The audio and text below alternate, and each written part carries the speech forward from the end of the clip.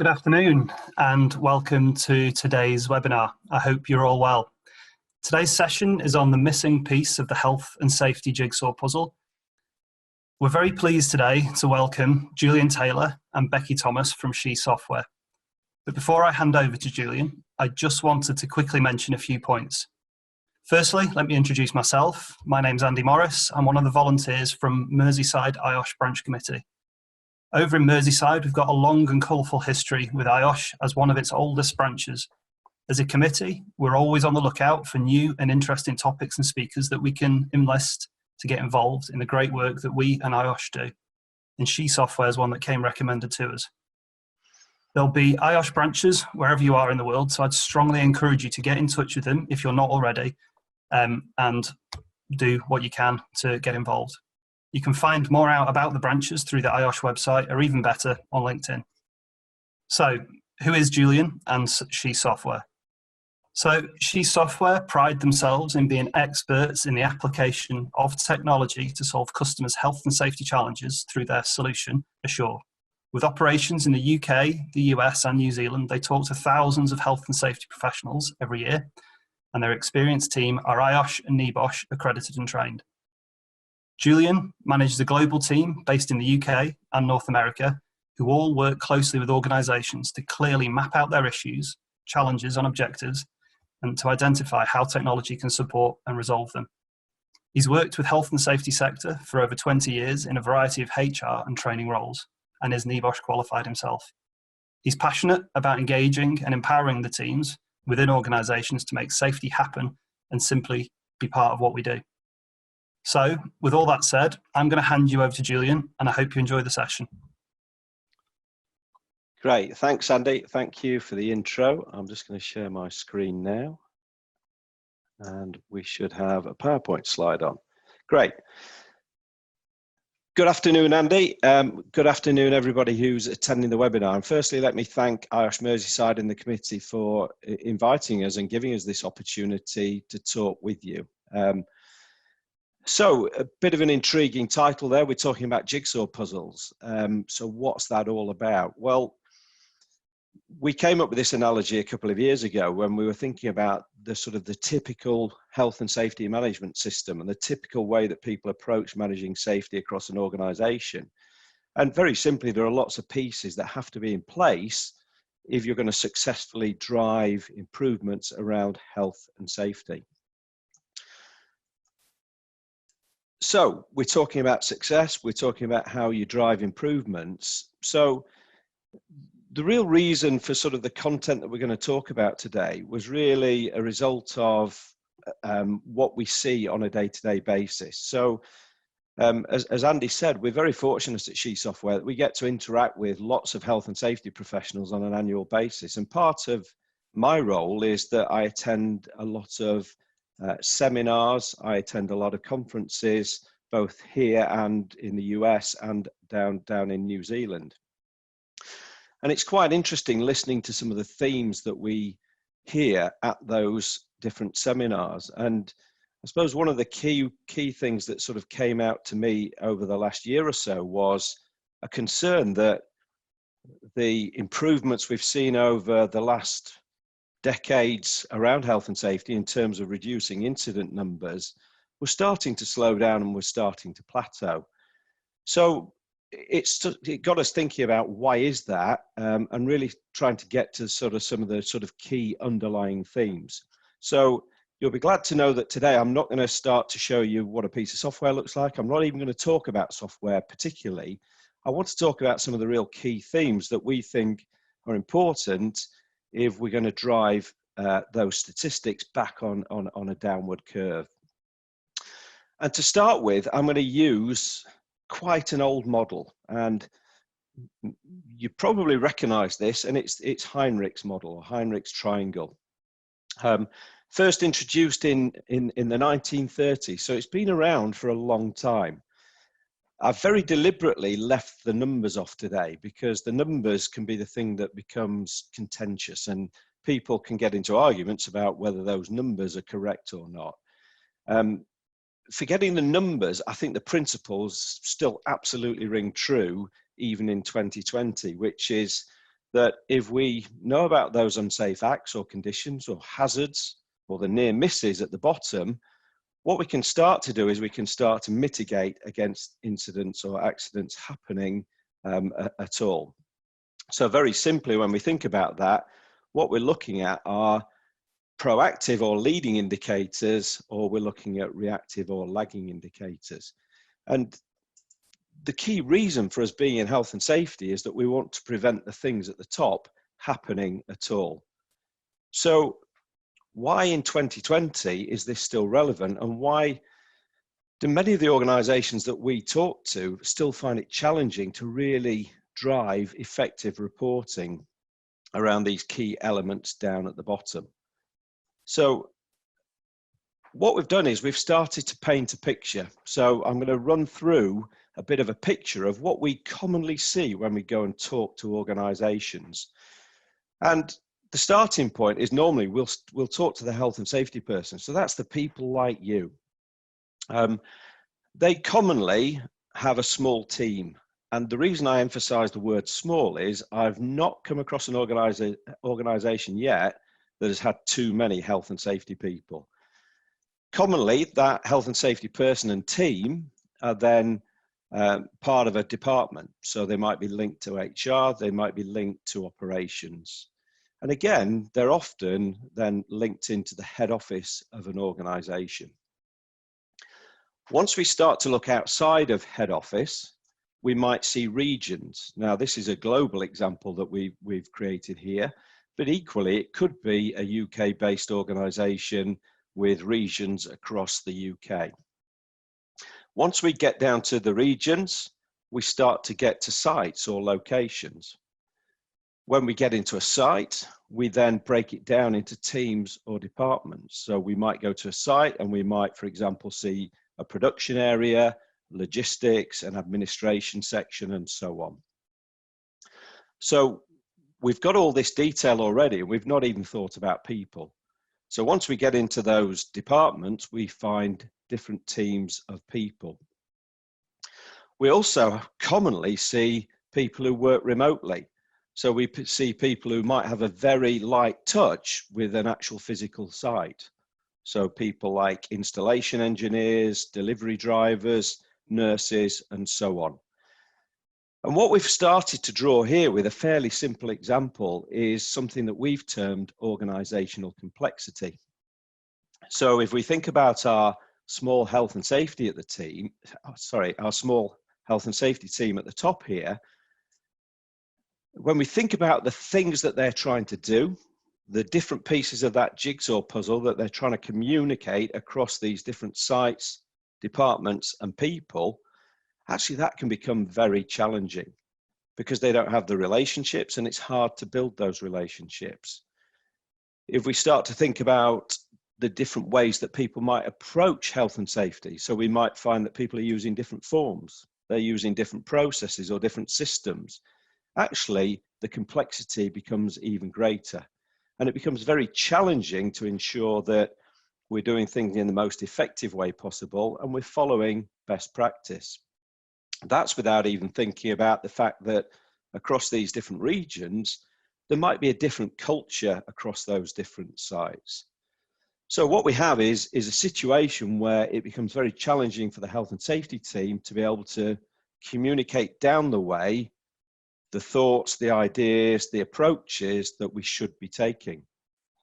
Even more critical is that when we think about the communication back up the way, so when we're thinking about some of those things within Heinrichs model, actually, if these people don't have a relationship and don't understand the value of health and safety, actually it becomes very challenging to actually drive that flow of information back up the way. So we have a complex and a difficult and a challenging situation. Now, in the last 12 weeks or maybe slightly more, that situation has become even more challenging because with COVID-19, what we found is that lots of sites have actually closed. People are now dispersed even more because they're maybe working from home or they've been furloughed. So actually we've got an added level of complexity that's been added into the mix in terms of both how we communicate, but also what we communicate and also some of the things, the activities that we should be getting people to complete as a part of our health and safety routine. So what we commonly see is this complex picture where actually we find it hard to, or people find it hard to drive that two-way communication.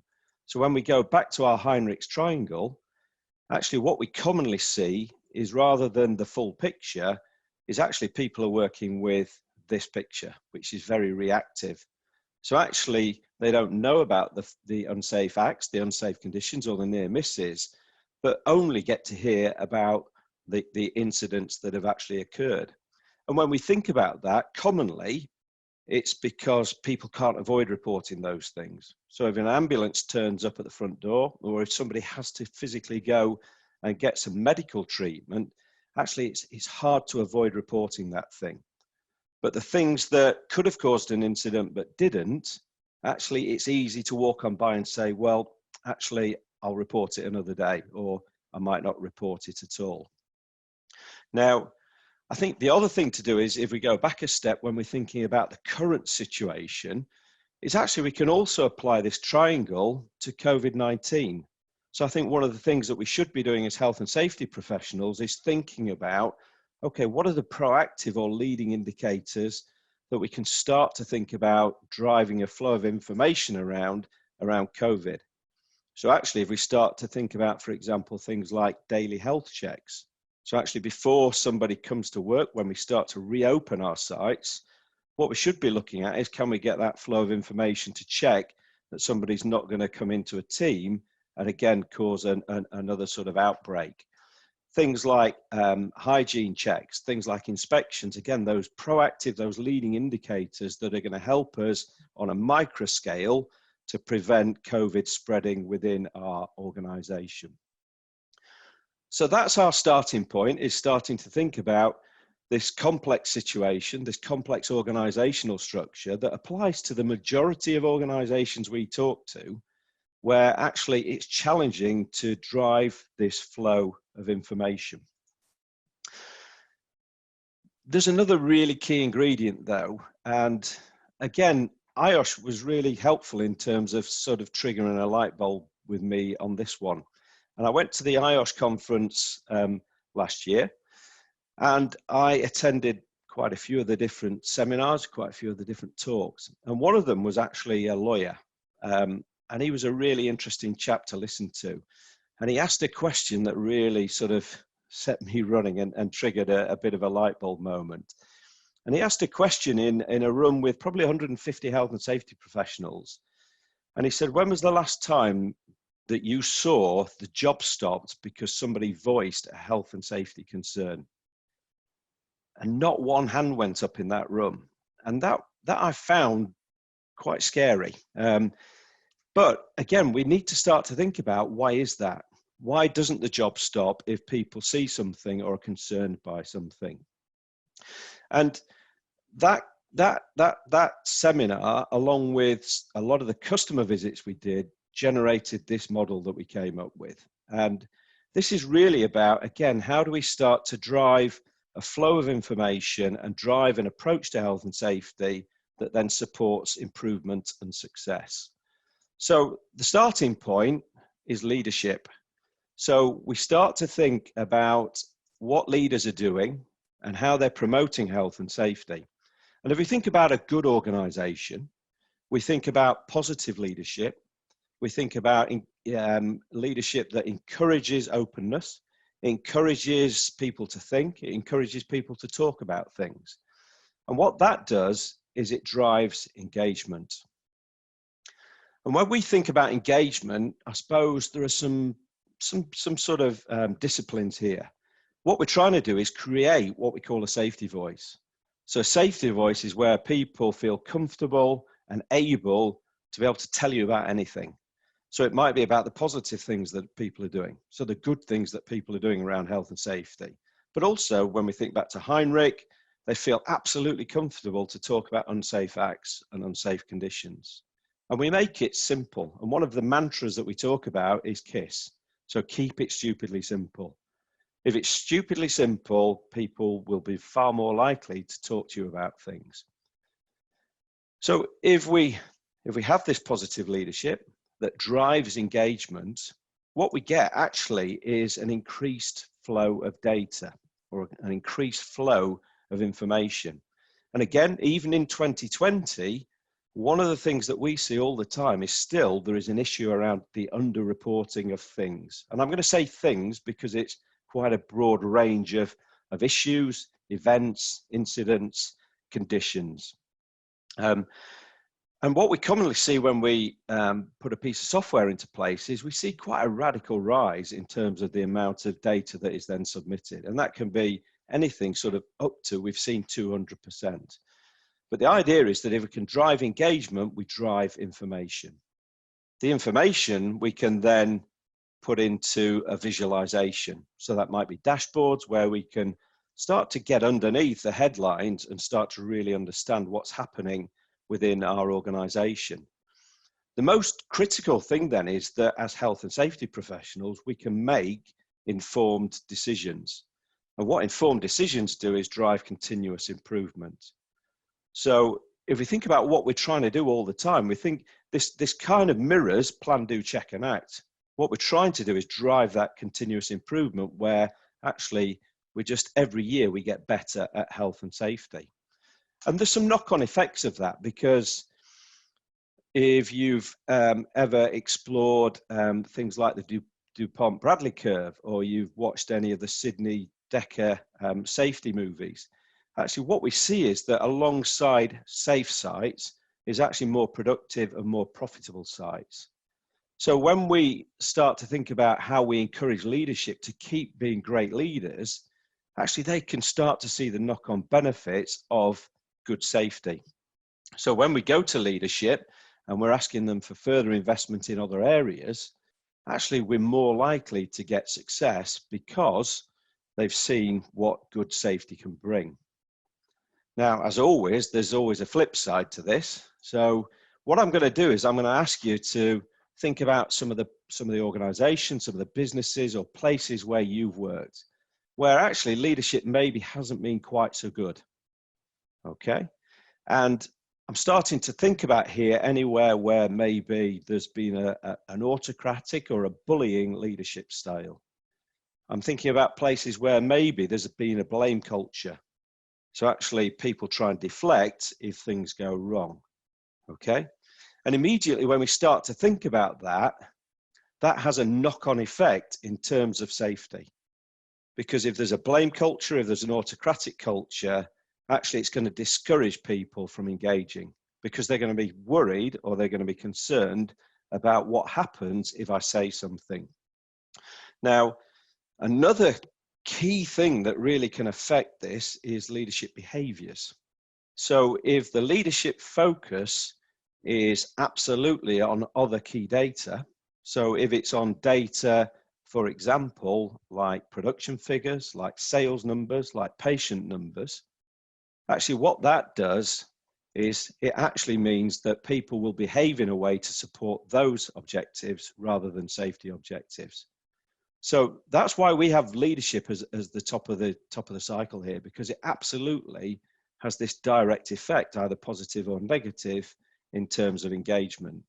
And again, if we start to lose engagement, that flow of data, that flow of information is going to dry up. So we're unable to actually visualize things. We're unable to take those insights. And actually, rather than making informed decisions, we're sticking our finger in the air and we're guessing. So it becomes very challenging then to ensure that we drive improvements. And again, we have the knock-on effect that we can't then demonstrate that to leadership. Now, if I go back a step as well, we're really firm believers in changing culture, and I'm going to talk more about safety culture in a second. But one of the other cultures that we think is really important to change is that whole discussion around business metrics. Now, I've just talked about some other business metrics that people get very focused on. So those sales figures, those patient numbers, those production numbers. And again, I'd ask the question to you, in your business or in your situation, how often do people look at those things? Now, I'm going to guess that it's probably on a daily basis. So they'll be looking at those things on a very frequent basis. If I then get you to reflect on how often do senior leadership look at safety? And what we commonly see is that the health and safety team create a report that's submitted to the senior leadership team on a monthly basis. So again, there's a challenge there, because actually if we submit information on a monthly basis, people are probably going to consider it and they're going to talk about it on a monthly basis. So one of the key things that we want to do is change the culture around reporting. So actually, dashboards are available to all leaders in the business and they can look at them every day. Because if we can encourage people to look at safety metrics on a daily or at least a weekly basis, actually what it does is encourages more frequent conversations with their teams. And also if we explain the reason for the different charts within the dashboards, and that's clearly understood and they're simple, actually it means that leadership will have a better conversation with people around safety. And again, what that does is further drives this engagement piece, because leadership are actually living safety, talking about safety and showing on a daily basis that actually it's something that we take seriously. So we believe leadership is fundamental, and good leadership is fundamental to driving engagement, but then this flow of information that we can use to start to change our performance within health and safety. Now, I want to finish off by talking around safety culture, and it kind of links to the last piece of the discussion, which was around leadership and around the business culture. So safety culture is something that a lot of people have talked about for a long time, and it became a kind of a buzzword that everybody would talk about safety culture. And it was really interesting because I was talking to an IOSH member in New Zealand, of all places, and he said to me, I wish everybody would stop talking about safety culture. And at first I was quite perplexed. I was thinking, where's this guy going with this? But actually what he said made absolute sense. And what he talked about was the fact that actually the safety team, that small safety team that we saw earlier on, can be working very diligently and hard to try and create a culture of safety in an organization. The danger is, in the same way that we've just seen with leadership, is actually if the business culture is at odds with that safety culture, it will always overcome it. It's always going to be bigger and it's always going to be more powerful. And people will prioritize towards the business objectives rather than the safety objectives. So the thing we talk about is actually the safety team working towards or working in conjunction with the different teams across an organization to create one positive business culture. And the element of this that's really important is actually you can start to demonstrate to leadership that actually that one positive culture has far, far wider consequences. Because actually if we can create one positive culture in an organization, not only will it stimulate thoughts and ideas and reporting around safety, it will start to stimulate thoughts and ideas around business. So it will start to bring improvement ideas. It will start to generate better team working. There are so many benefits to actually working in this way, and they're broader than just safety. So there's a return on investment in terms of doing this that affects the whole organization. So just to finish off with, I suppose when we think about that engagement really is everybody. So it's leadership and it's the workforce, okay? But again, when we think about leadership, we've talked about the culture of leadership, the way that they should lead, but also think about who in your organization is a leader. So again, don't get fixated on the fact that it's just the people sitting at the top in the boardroom. Actually, we can create leaders across the organization at different levels. I've got a colleague at SHE who used to be the safety manager at a large food manufacturer. And one of the things he focused on was identifying people with the right qualities who could be health and safety leads across the different sites that they had. So people who could talk about and promote and show that safety was important. When we think about culture, let's talk about one culture. Let's create a positive and an open culture where actually people just find it very simple and very easy to be able to talk about things without a concern about what's the knock-on effect if I talk about this. KISS, the keep it stupidly simple, is absolutely fundamental to all of this. So when we think back to Heinrichs triangle, if things are complicated, or I like the clunky word, if it's clunky or long-winded to be able to have to report something, people simply won't do it.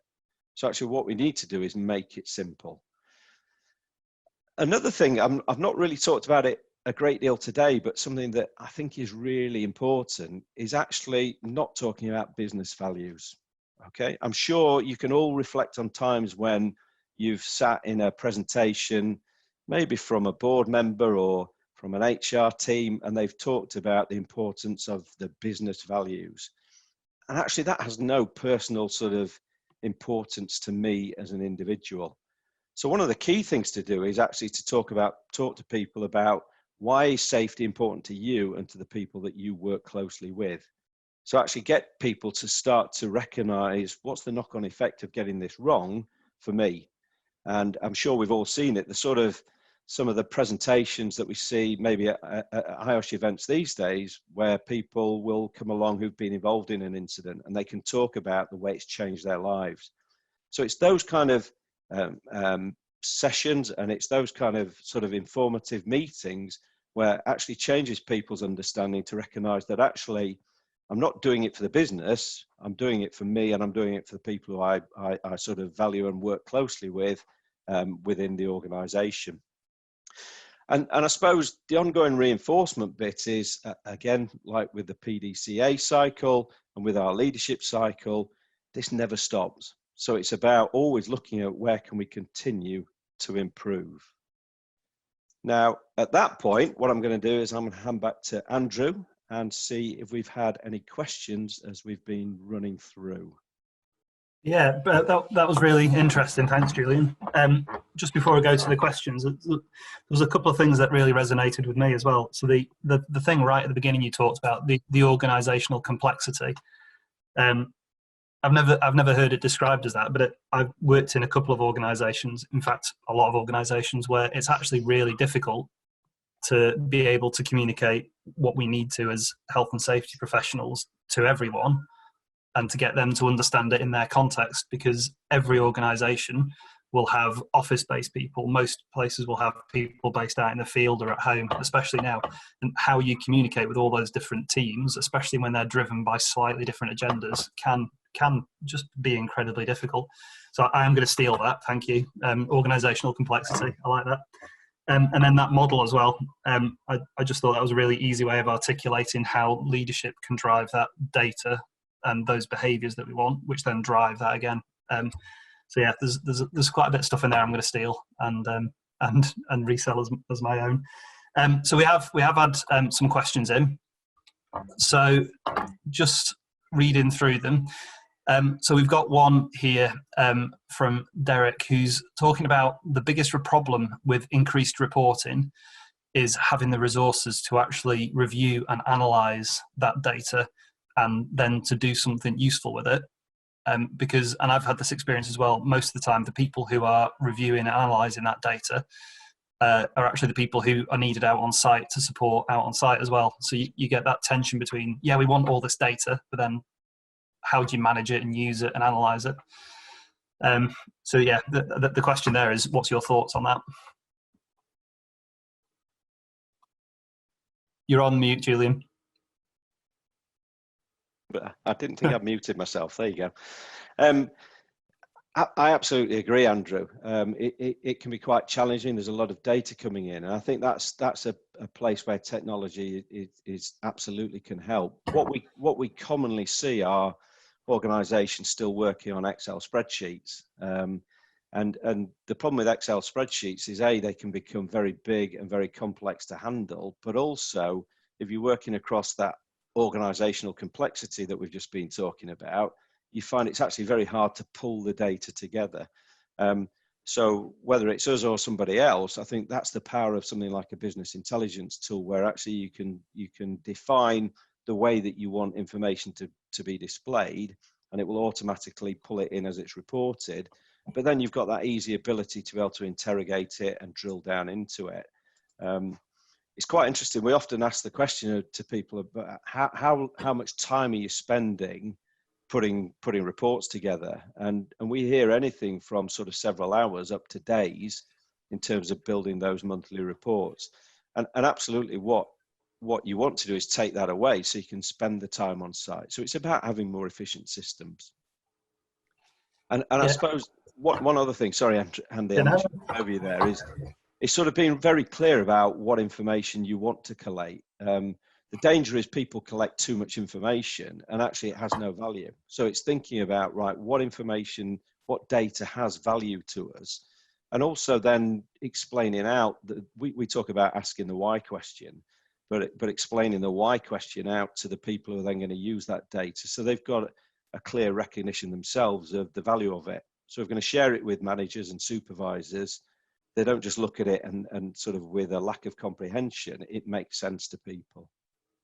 Yeah, and I think as well, I think it's really important understanding what you need out of that data. So what is the important information you want, and only ask for that.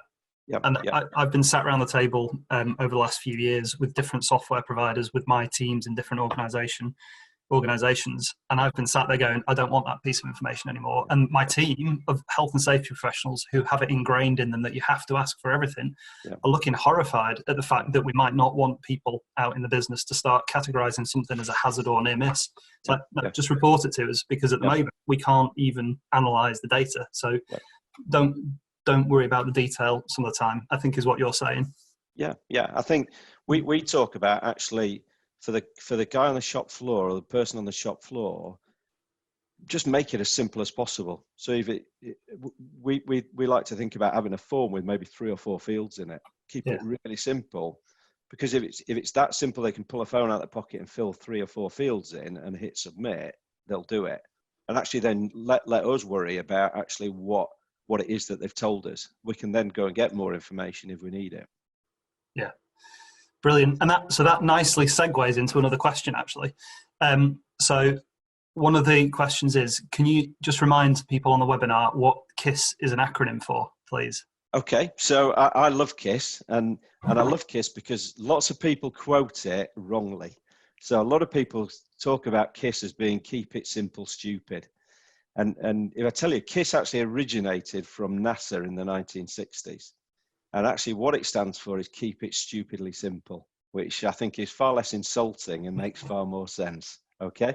And I think it's just a great principle. It doesn't matter what you're doing, whether it's creating a risk assessment, creating a form, whether it's submitting dashboards or reports to leadership. If we keep things stupidly simple, people will understand it and they'll buy into it. Yeah. So it's kind of a mantra I sort of try and live my life by. Yeah, and I've been getting it wrong forever until today. But you're right, actually, it is really offensive, isn't it? If you get it the wrong way around. So I've learned that as well.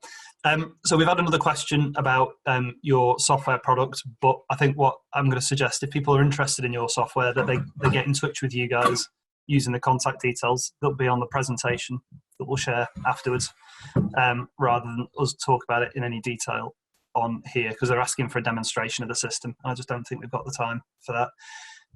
Then Nishanth has asked, so near-miss reporting is really considered as a leading or lagging indicator. Yep. So there are still many leaders in the industry who think more near-miss reporting shows negative health and safety. So what are your thoughts on that? So I think what they're saying is that an increase in any type of reporting is a negative thing. I disagree with that. I disagree with I think an increase in reporting full stop is good.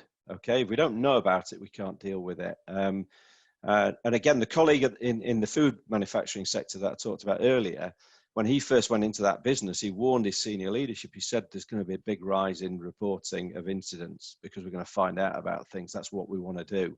So you might get that initial spike, and that's a good thing, because if we've not previously known about it, we've been doing the finger in the air thing that I talked about. We've been guessing. In terms of near misses, I absolutely think they're a lagging indicator, because it is something that has happened. What surprises me quite a lot, Andy, is how few businesses actually really focus in on getting people to report those hazards, unsafe conditions, and unsafe acts. And I think that's a thing that I try and talk to people about when I go and talk to them, is actually do that alongside the incident reporting. Commonly we get asked, can you supply it, or can you give us an incident reporting system? And I often think it's kind of chicken and egg. I'm stood there thinking, actually, what's important here? Because to me, risk management should be the mantra. So how can we stop these things happening? And I think part of it is things don't sit in isolation. It's that jigsaw puzzle analogy again. So the software is just a piece of the jigsaw that's going to help you to do the things that you want to do. Another key part of that jigsaw is education. So let's educate people around what do we mean by an unsafe act, an unsafe condition, or a hazard, and actually start to really promote the reporting of those things. Because if we can start to drive that flow of information around those, we can stop the near misses and the incidents happening in the first place. I'll get off my soapbox now. No, and yeah, I completely agree with you. I think, so again, there are quite a few questions, so at some point we're going to have to cut it and answer some of them offline, but your answer there quite nicely segues into another one, which is about how can software, how can your software and the data you can get out of it, how can that drive leadership behaviours? Because you talked about that earlier in your presentation, but how can we link those two things together?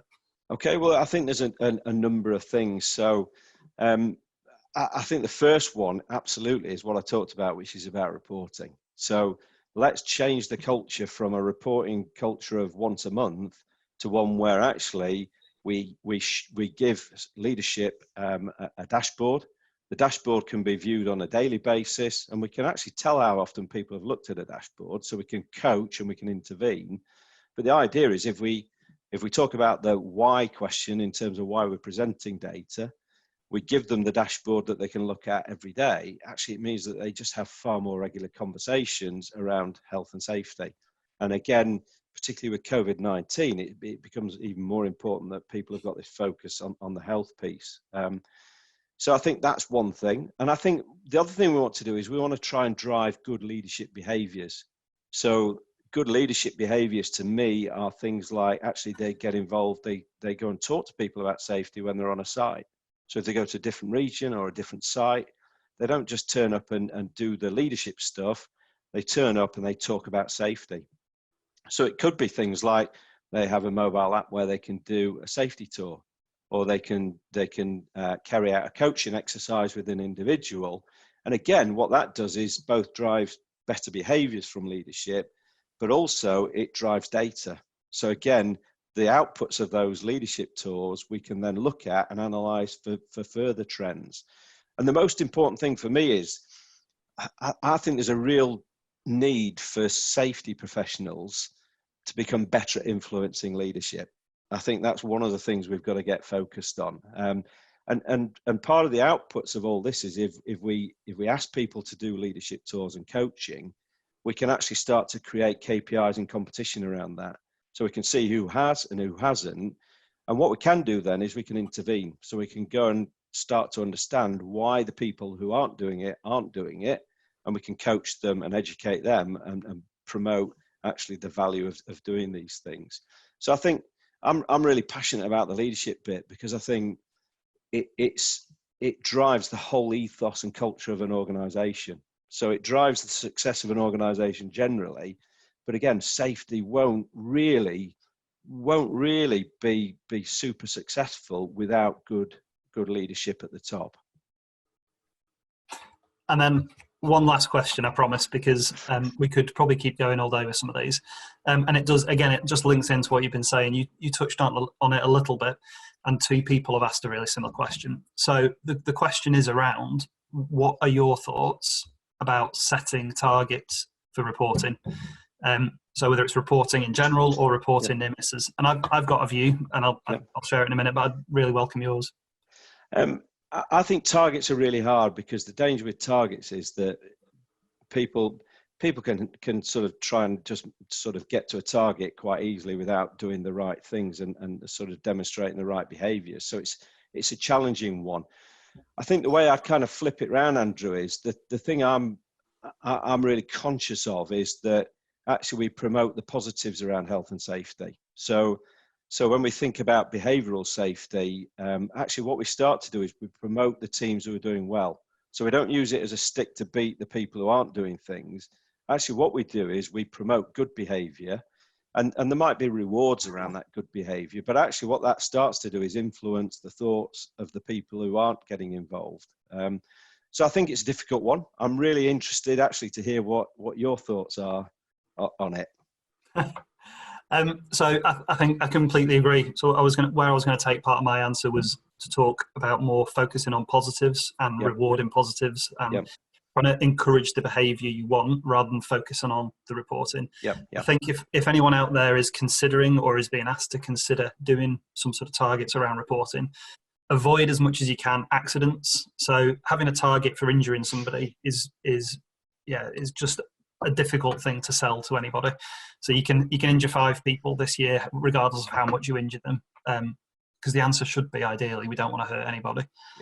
I think if you are going to have targets in place, you need to have some checks and balances. So if every person has to report 5 hazards or near misses, who's going to check the quality of those?